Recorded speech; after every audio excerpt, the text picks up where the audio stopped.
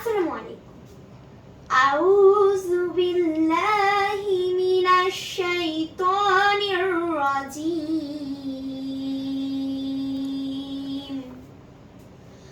বিসমিল্লাহির রহমানির রহিম। I seek the protection of Allah against the accursed shaitan.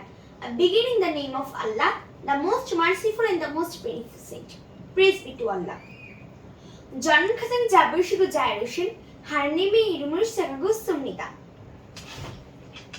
Hangul অর্থ Korean বর্ণমালা। কোরিয়ান ভাষায় মৌলিক স্বরবর্ণ 10টি। স্বরবর্ণ কখনো একাবসনে এবং স্বরবর্ণ কখনো ব্যঞ্জনবর্ণের পূর্বে বসে না। স্বরবর্ণের কাজ হলো ব্যঞ্জনবর্ণের ডানে এবং নিচে বসে অর্থপূর্ণ শব্দ তৈরি করতে আকার, রসিকার, দীর্ঘিকার, রস্যকার, দীর্ঘকার, ওকার ইত্যাদি কার হিসেবে সাহায্য করে।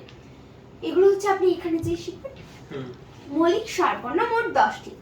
আ, ইয়া, অ, ইয়, ও, ইয়, উ, ইউ, উ, ই। স্বরবর্ণের মূল উচ্চারণ করতে হলে ব্যঞ্জনবর্ণের ইয়ং এনে স্বরবর্ণের শুরুতে বসাতে হবে। তাতে উচ্চারণ একই আগের মতো থাকবে।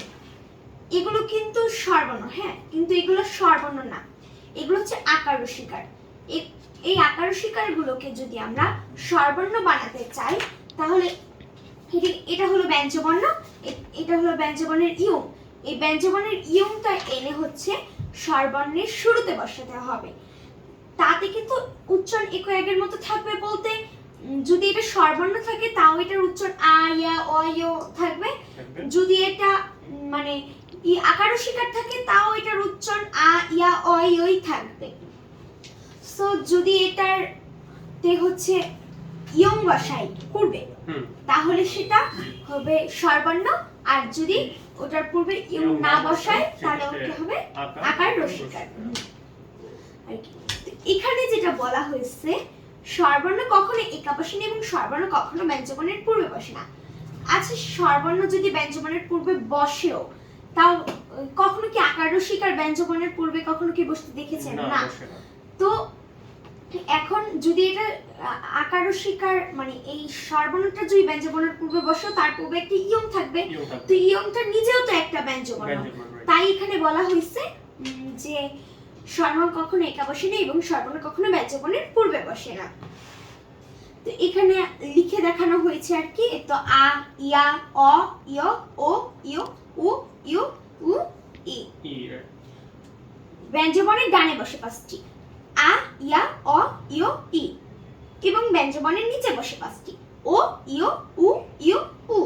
মানে এই কয়টা হলো ব্যঞ্জনবর্ণের ডানে বসে, মানে লেখার ক্ষেত্রে এগুলো হচ্ছে ব্যঞ্জনবর্ণের ডানে বসবে এবং এই কয়টা হচ্ছে লেখার ক্ষেত্রে ব্যঞ্জনবর্ণের নিচে বসবে।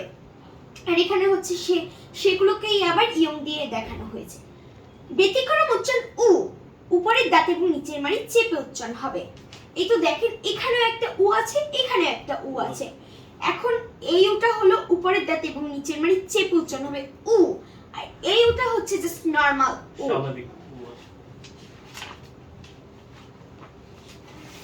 আর এটা হলো রাইটিং অর্ডার, লেখার নিয়ম। দেখেন কোরিয়ান বর্ণ লেখার নিয়ম উপর দিক থেকে নিচের দিকে এবং বাম দিক থেকে ডানের দিকে।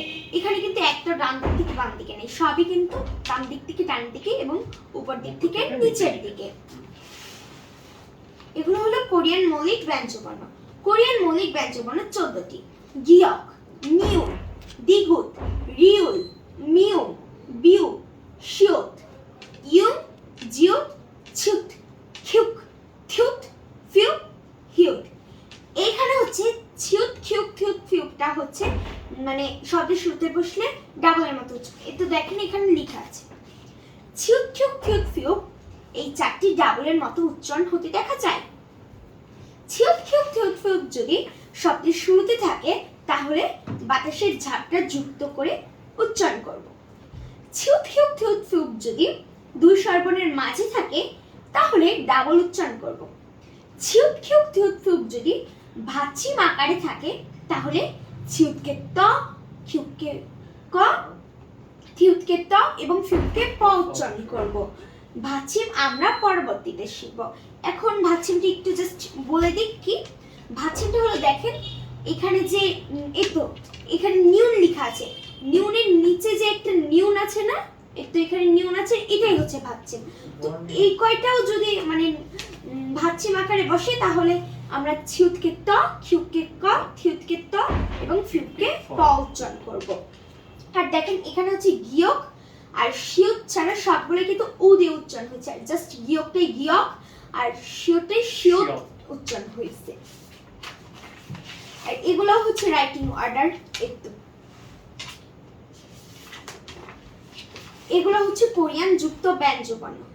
কোরিয়ান যুক্ত ব্যঞ্জনবর্ণ 5টি: সাংগিয়ক, সাংদিগুদ, সাংবিয়ক, সাংশিয়ক, সাংজিয়ত।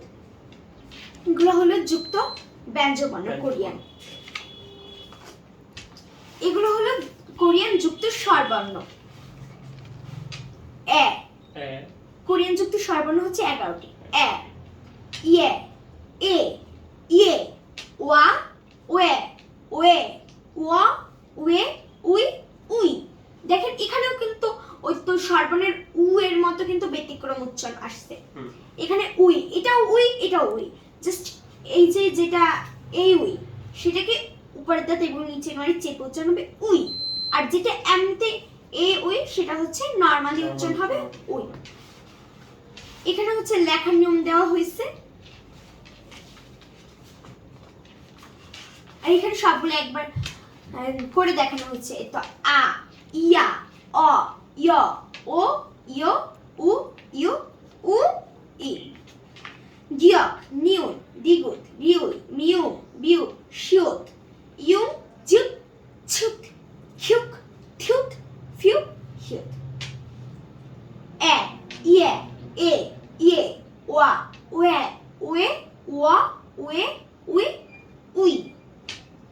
সাংগিয়ক, সাংদিগুদ, সাংবিয়ক, সাংশিয়ত, সাংজিয়ত। Keep me in your prayers. I wish you very happy life and bright future. Pray for me. আমার জন্য দোয়া করবেন। আসসালামু আলাইকুম।